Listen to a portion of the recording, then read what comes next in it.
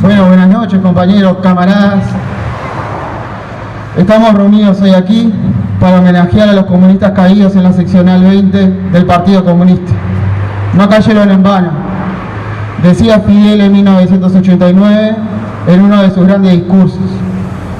Consideramos que la revolución no se puede importar ni exportar. Un Estado socialista no se puede fundar por inseminación artificial o simple trasplante de embriones.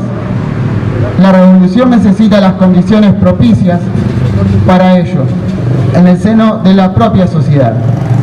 Y solo cada pueblo puede ser su propio creador. Estas ideas no están reñidas con la solidaridad de los revolucionarios.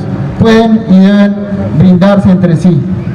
La revolución es, igualmente, un proceso en el que se puede avanzar o retroceder, que incluso se puede frustrar. Pero un comunista, ante todo, tiene que ser valiente y revolucionario. El deber de los comunistas es luchar en cualquier circunstancia, por adversa que sea. Los comuneros de París supieron luchar y morir defendiendo sus ideas. Las banderas de la revolución y el socialismo no se entregan sin combatir. Rendirse es de cobardes, de gentes desmoralizadas, no de comunistas ni de revolucionarios. Para nosotros, que tomamos las banderas de la 20, de nuestra propia historia, debemos hablar desde las ideas y la práctica revolucionaria. Somos trabajadores, obreros, intelectuales, marxistas-leninistas, revolucionarios. La tarea encomendada hoy pretende, desde esta oratoria, poner en la discusión algunas cuestiones del movimiento obrero y el movimiento sindical en particular, levantando el proyecto histórico por el que dieron su vida los mártires de la 20. Desde el comienzo del primer gobierno del Frente Amplio, se reinstalan los consejos de salario que dan espacio a la negociación al movimiento sindical, que en periodos anteriores, por una debilidad de la correlación de fuerzas, en parte, y por la falta de firmeza en los reclamos por otra, no se instaló, salvo honrosas excepciones. Esto debido a un embate de la oligarquía financiera uruguaya que intenta el desmantelamiento del Uruguay de las fábricas en una lógica de país de plaza financiera y de servicios, enmarcándonos en el engranaje mundial. Por otro lado, el desbanque ideológico y práctico de los traidores del marxismo-leninismo, como los Gorbachov y sus acólitos, más visibles como los Valenti y los no tan visibles que se disfrazan de marxistas hoy en Uruguay. Así todo, el movimiento de masas crece, la afiliación a los sindicatos es notoria, se crean más grupos de actividad y más sindicatos. Hay aumento de los salarios que recién en estos momentos se equipara con los anteriores a la crisis de 2002. Las reformas en la salud y la seguridad social son claves para la mejora de las condiciones de vida de los trabajadores y trabajadoras. En este marco los sindicatos se fortalecen, al menos en cantidad. El desbanque ideológico de la huida en masa de los cuadros intermedios, con lo que ello conlleva generar intelectuales orgánicos en cada realidad, genera una brecha entre las nuevas masas que se incorporan y que no son educadas en los valores y la moral de los viejos que dieron todo en cada lugar de batalla. Es imperativo para ver nuestro rol en el movimiento obrero y en particular en los sindicatos, comprender la realidad de los trabajadores uruguayos. Hoy, los comunistas uruguayos debemos entender esta brecha, viendo siempre como preocupación primera las masas de trabajadores y trabajadoras, su elevación material y espiritual, generando conciencia de su lugar en la sociedad, a su vez ser ejemplo de lo que tenemos como ideas. Debemos ser los primeros en educar y los primeros en educarnos también. El enemigo de clase en algunos terrenos tiene la iniciativa. Las nuevas direcciones de los sindicatos, con obreros certeros, analíticos y criteriosos, deben tener una referencia y orientación de la que puedan hacer eco, además de tener estructuras que le den cobijo a los embates de estos pseudo revolucionarios que embaucan o autoexcluyen a los disidentes. un ejercicio de poder antidemocrático de los trabajadores. Por eso es importante que los comunistas gravitemos con nuestras ideas, generemos estructuras, agrupaciones, listas, comisiones, ámbitos de debate de ideas amplios, sin pudor de decir lo que somos y lo que pensamos. Debemos elaborar con la altura que dan los argumentos del análisis marxista-leninista. El materialismo dialéctico es nuestra primera herramienta.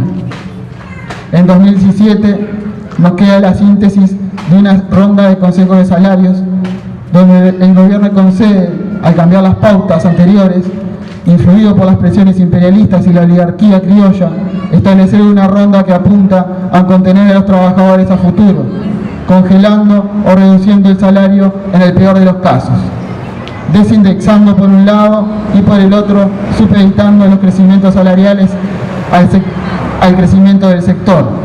Se pone en el orden del día autoritariamente la productividad, dejando por fuera lo medular que es la disputa por la plusvalía, o lo que es lo mismo, la riqueza que el trabajador genera cada día y se roba al patrón, cambiando una línea que era claramente de recuperación histórica del poder adquisitivo del obrero por una contraria. Era necesaria una preparación organizada para el debate de estos nuevos elementos que se plantearon para dar cimiento a una lucha consciente. La tarea era compleja y dura. Teníamos que vencer no solo a los enemigos de clase de siempre, sino que también enfrentar las oscilaciones de sectores del campo popular, como la que se dieron cuando se aplicó, negando la mejor historia, el decreto de esencialidad en la educación, para poner un ejemplo grosero. Hoy, ayer y mañana será la lucha también por cambiar las pautas, así como se logró que se diera marcha atrás en una decisión equivocada como era el decreto de esencialidad. Se lograron modificar las pautas con debate y movilización obrera y popular. No a todos los grupos les fue igual en la negociación salarial, y a los que aún siguen luchando les mandamos nuestra solidaridad como los trabajadores de la carne. Esto demuestra el rol de la clase obrera, la necesidad de gravitación de los trabajadores organizados, teniendo tensadas sus fuerzas en estado de asamblea, de análisis vivos, estudiosos, criteriosos, de qué es más justo y qué no, de qué es lo que se ajusta al programa, la plataforma y el proyecto popular y qué no. Todos y todas debemos participar del debate de por dónde debemos ir, qué fuerzas contamos y cómo las multiplicamos, si avanzamos o retrocedemos, si concedemos o no. Hoy la lucha es por recuperar una línea clara y justa, que es la mejor manera de defender al país productivo, y por una redistribución de la riqueza de cara a los intereses de las amplias masas populares.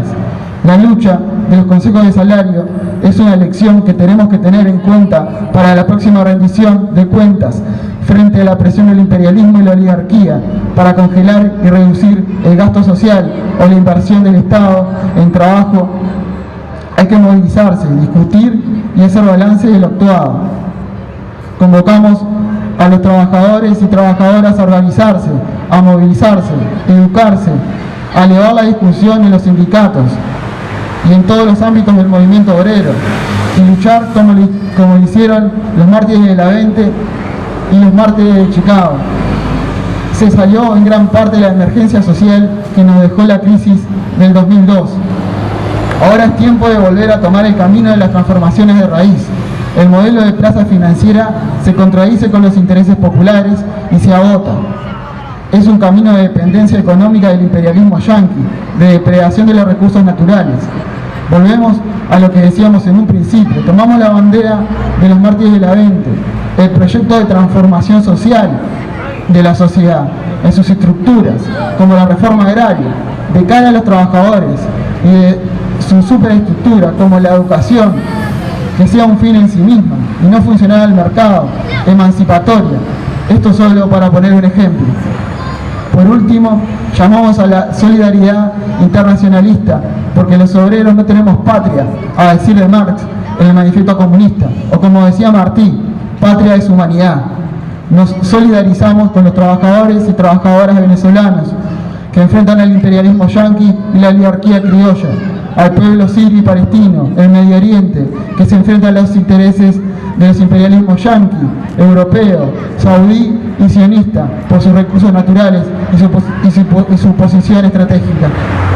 Y como siempre, la solidaridad con la Cuba revolucionaria, que es un faro como lo fue siempre. El camino está trazado, habrá revolución.